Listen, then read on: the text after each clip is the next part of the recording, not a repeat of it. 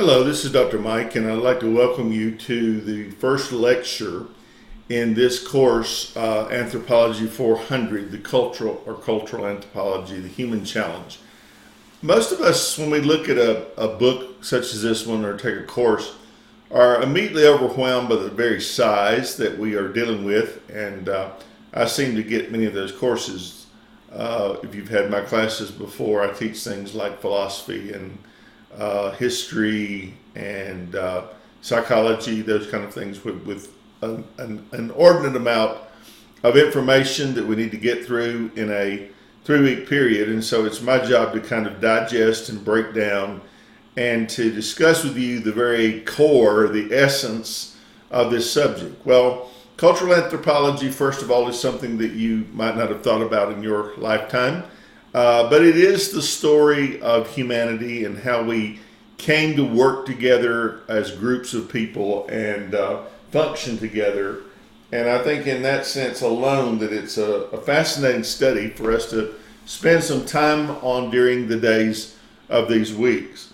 I have given you several terms in chapter 2, 3, and 5. And for this lecture we want to concentrate on chapter 2, the first chapter that we're going to consider out of this great volume, and talk about a lot of things. Culture is something that we probably need to begin by trying to define. Culture is the environs in which you live, you function, and you have your life. You'll get a more formal definition in the study and reading of the materials, and I encourage you to do as much of that as you possibly can.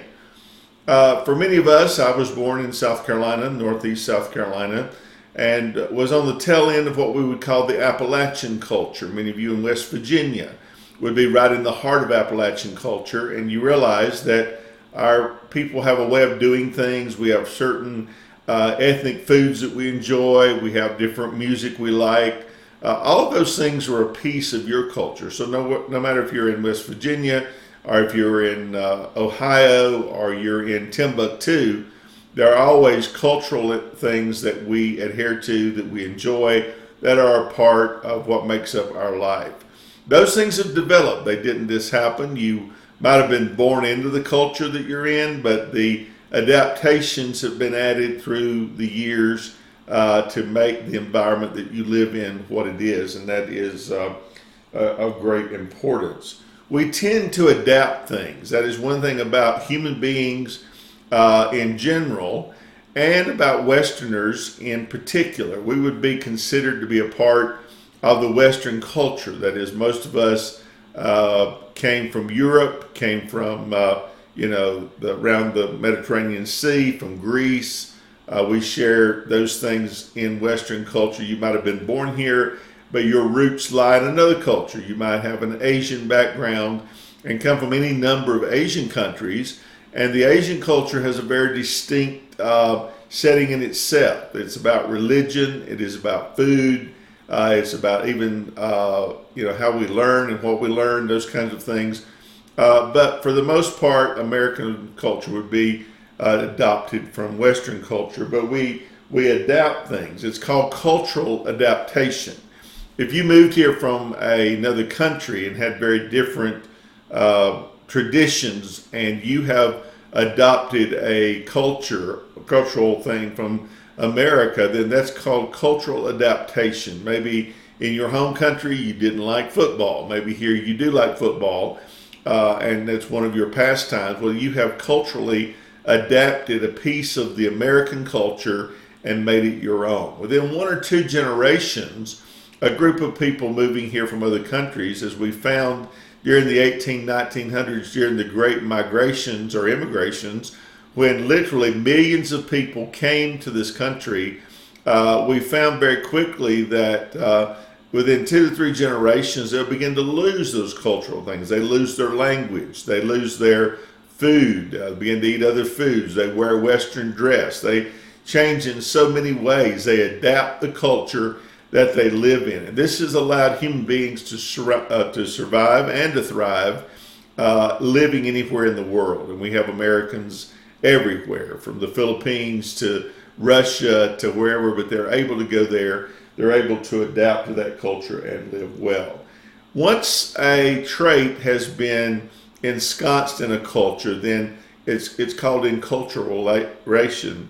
It becomes a part of who we are as a people. Many of those things that we adopted and adapted when we first came here as settlers in the early days have become a part of our culture now, so that they're no longer, Italian, or Irish or whatever, because we had such a melting pot of people that came here and they formed their own society. Think about that. When we talk about society, we're actually talking about the group of people that live in one unit, a society. Take, for instance, the Amish or the Mennonites in Ohio.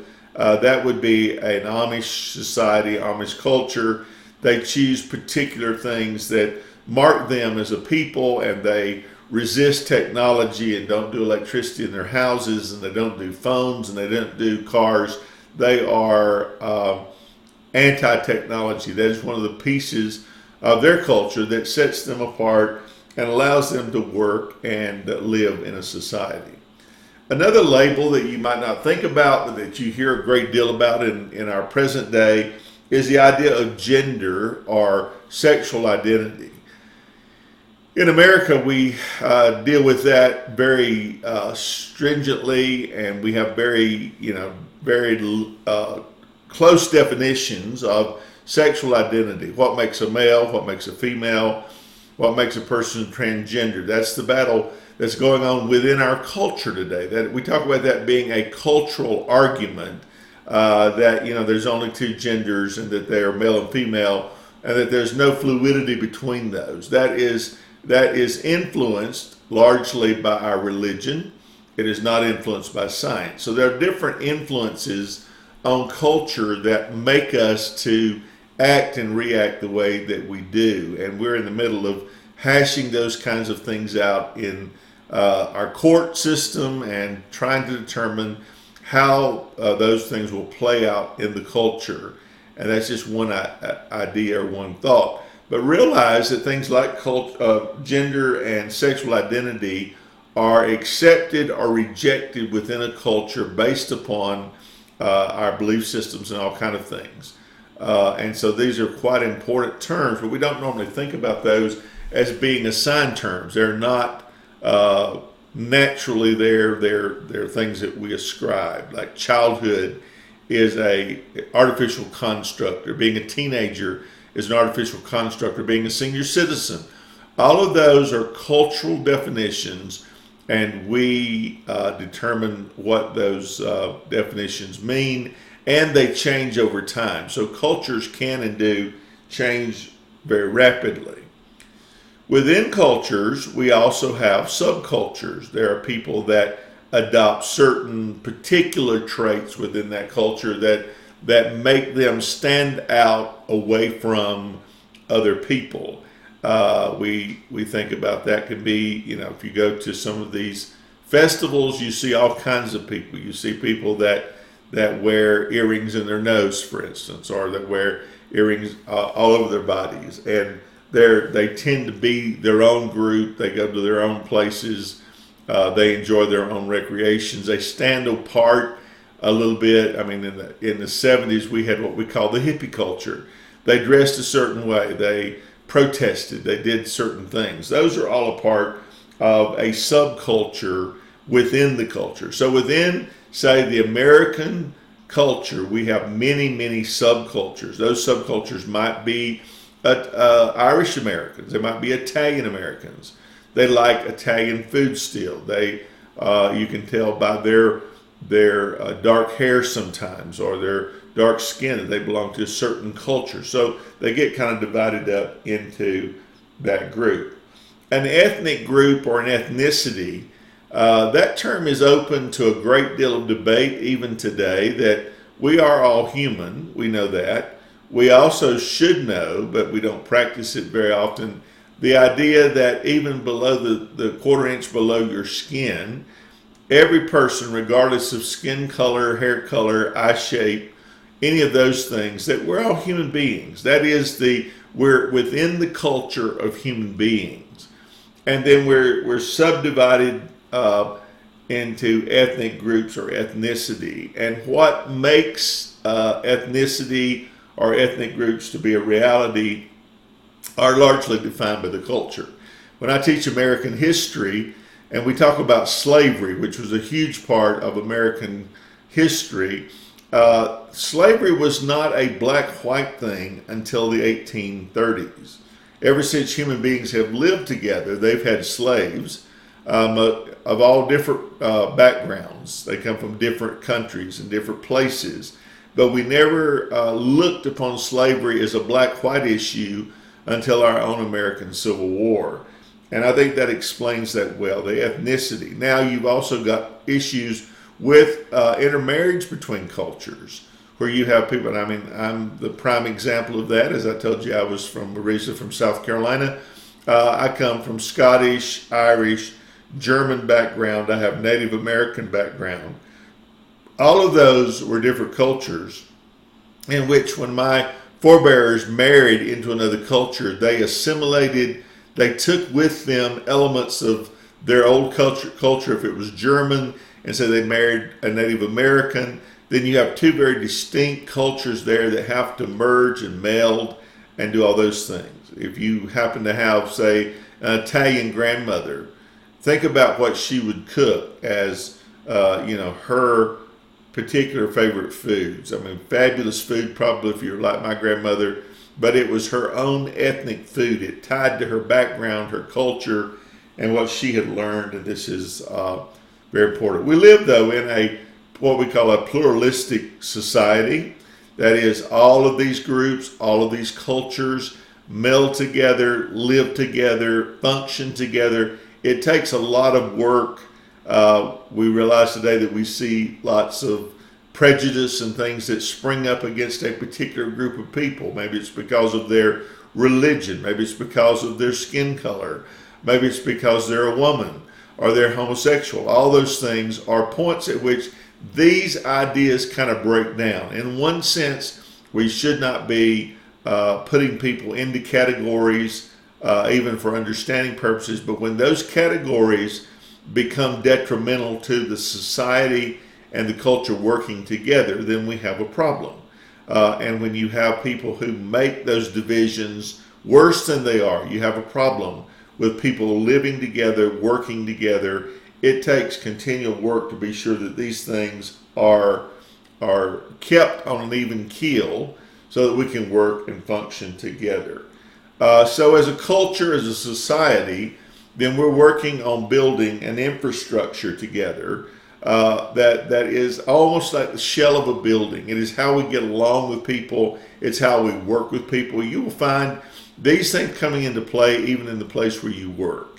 There is a culture there in that place where you work, and how they treat people and how they encourage you to treat each other is a part of cultural anthropology, where you learn to work together based on shared values and not on your differences.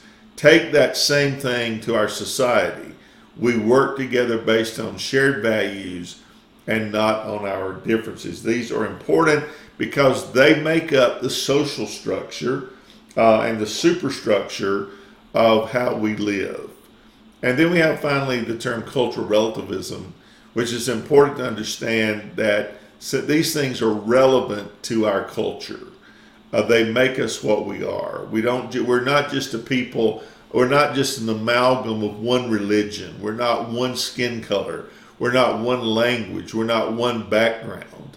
But cultural anthropology looks at all of these things and how we function and work together to build the society that we build. And the danger is that we can very easily go off into our own, doing our own thing and living our own lives. But the reality is that we run the chance of our society coming apart at the seams.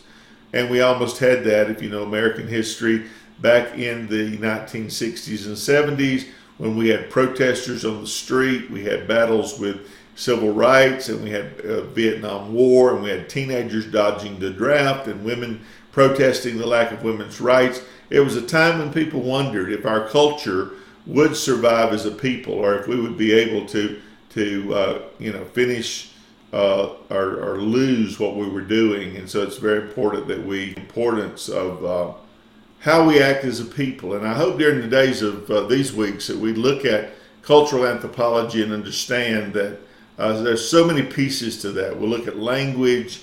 We're going to look at colonialism and how people get scattered around the globe. And hopefully you'll find something there that will be a help to you. So until next time,